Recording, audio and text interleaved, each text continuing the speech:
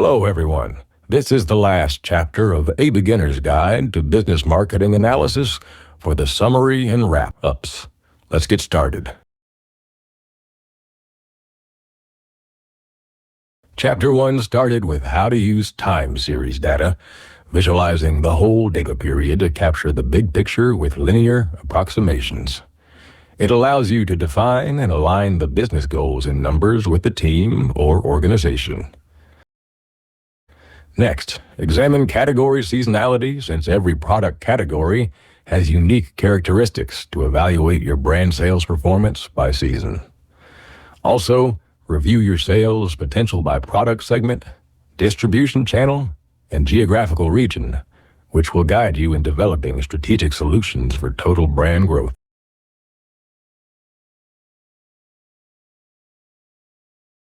Chapter 2 explained correlation analysis to determine the relationships between the objective and dependent variables. Remember, coefficient values range from -1 to +1, indicating 0 when there is no correlation. You can calculate correlation coefficients using the Excel function or correlation matrix.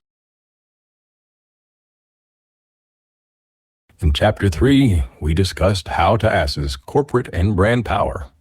Ask yourself, how is my corporate and brand doing, to verify business results. Check correlations between brand sales and category seasonality index to learn when and how much gaps existed. Then evaluate your brand sales by product segment and by distribution channel to observe the balance between sales ratio and growth rate. Understanding the scale potential by segment and channel is important, since it will help you recognize how much incremental growth can be expected, and conduct a SWOT analysis to summarize strengths, weaknesses, opportunities, and threats to outperform in the market. A key tip is to make them as concise and clear as possible.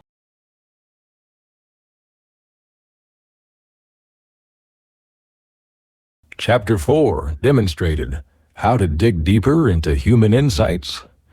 Explore how your customers and prospects feel, behave, and act. Then, think why by leveraging both quantitative and qualitative data. Use customer profiling and customer experience journey templates.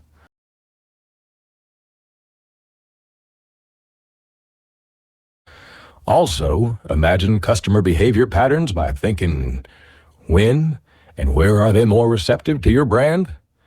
And what kinds of behavior or decision-making would you drive?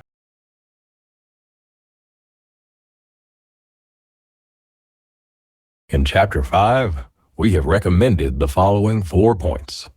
First, prioritize brand goals with specific KPI numbers in the SMART objective form.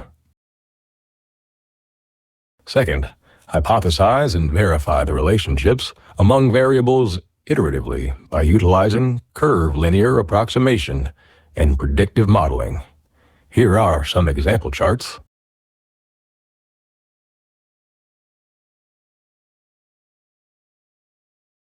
Third plus fourth, define priorities with optimum KPI benchmarks by variable to decide your budget allocation for maximizing ROI and effectiveness.